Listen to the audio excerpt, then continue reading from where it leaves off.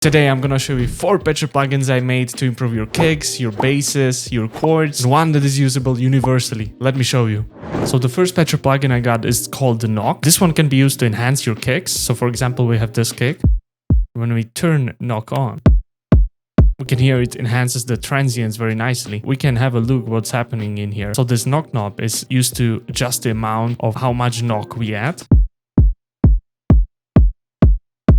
Then we also have an option to add a bit of white noise, which can sometimes be nice if you don't have a very high transient. Also, we can adjust the drive.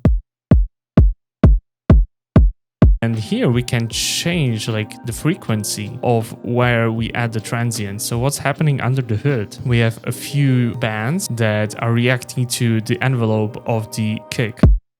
By changing the frequency, we change the timbre of the sound, basically. The magic is just behind adding these sharp transients and then soft clipping them in a nice way. That way we can get a very punchy kick. So this one is pretty cool. By the way, you can get all of these that I'm gonna show you for free on my website. Just check the description down below. So the next one, we have bass Thickify. So let me show you what it does actually. So this is the pure sound without it.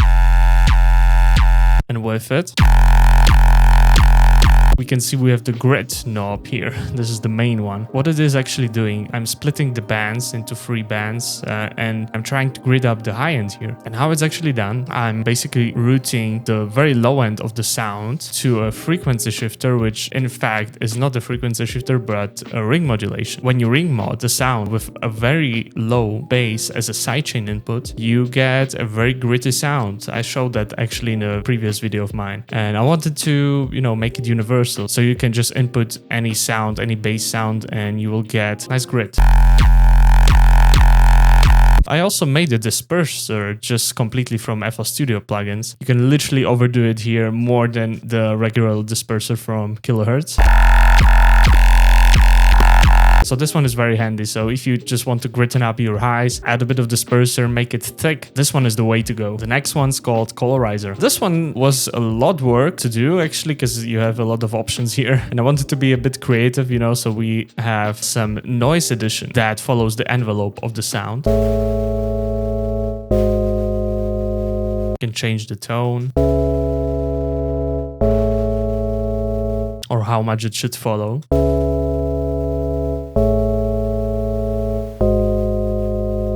You can also route it post everything that I'm gonna show you later. So it's gonna react to also the reverb and delay we add. Next one, we have pitch wobble.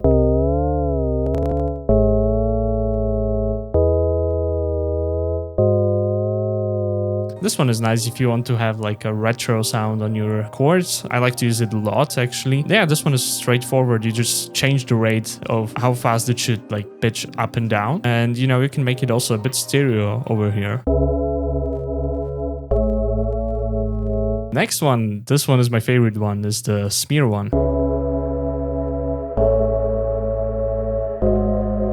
This one is basically a convolution reverb where I just added white noise as the impulse response. So it makes it smear across the whole spectrum. So you can turn off the reverb as well here. You can also turn on and off the delay. Yeah, I did this delay just because I like the sound of it because it's very fast.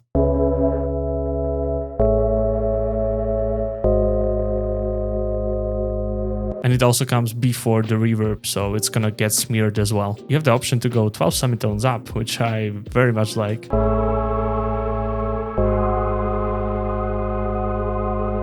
And if we play this just right, it's gonna be a totally different sound.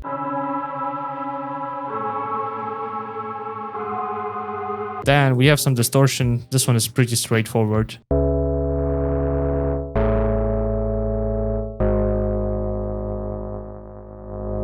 I added an option to do asymmetric distortion as well. And also if the highs get too harsh, you can just filter them out a bit.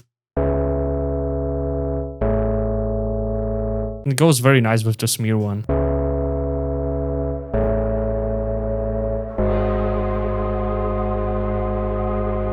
Yeah, next we have weird delay. This one is the weirder one of all these. I'm not sure if I like it 100%, but sometimes it kind of works.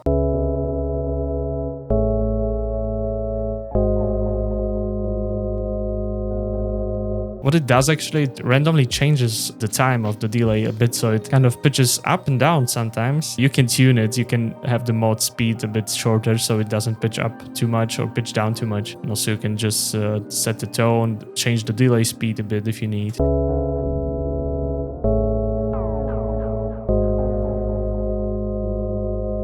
And if we combine everything together, we get this.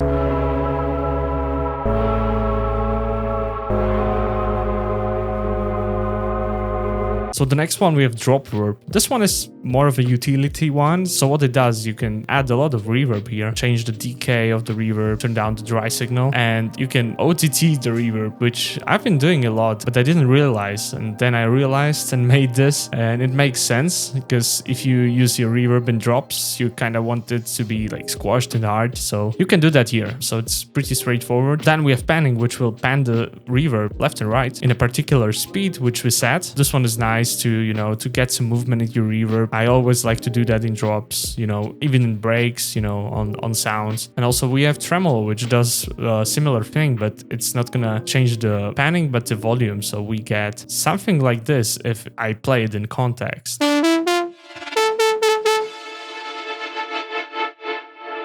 So, you know, you can use it in drops to spice up your reverb game just a little bit. I like to use it on like end of drops to transition into your breaks and stuff. You can also pitch the reverb 12 semitones up,